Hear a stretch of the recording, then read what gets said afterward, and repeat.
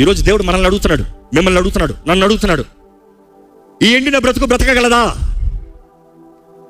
ఎండిన వివాహం బ్రతకగలదా?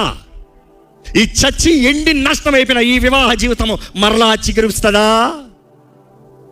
ఇదిగో పాడైన ఈ నీ బ్రతుకు, ఇదిగో పాడైన నీ ఆశలు, నీ వాంఛ, నీ జీవితం నష్టం అయిపోయిన నీ జీవితం దేవుడు అంటాడు మరలా బ్రతుకుతుందా? అడుగుతున్నాడు మిమ్మల్ని. ఏంటి మీ జవాబు ఏంటి? దేవుడు అడుగుతున్నాడు బ్రతుకుతుందా అని. మీ ఆన్సర్ ఏంటి? మీ ఆన్సర్ ఏంటి?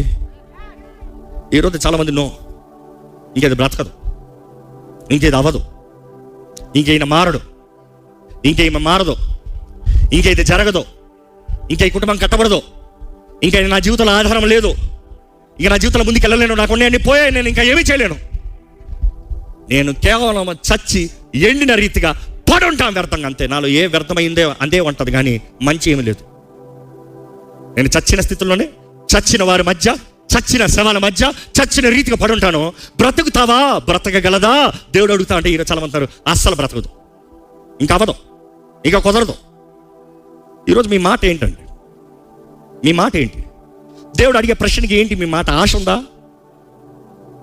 ఆశ ఉందా? కొంతమంది అంటారు ఈ మనిషి మారట్లేదండి. నువ్వు మార్చగలవా?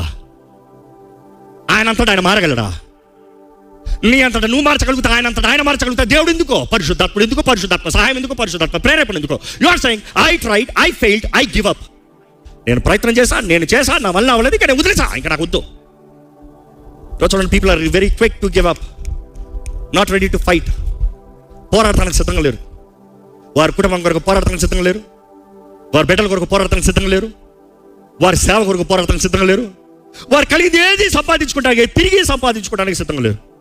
అవసరమైతే ప్రార్థన చేస్తారు, దేవా నీ వల్ల ఏమైనా అవుతే చేసుకో, నీ వల్ల ఏమైనా కుదిరితే చేసుకో. దేవుడు నీకు చేస్తానంటే నీ విశ్వాసం లేకుండా దేవుడు ఏం చేయలేడు. దేవుడు నీకు చేయాలంటే నమ్మువానికి సమస్తం సాధ్యం. నమ్మకం నీకుంటే నీ ద్వారానే దేవుడు చెప్పిస్తాడు.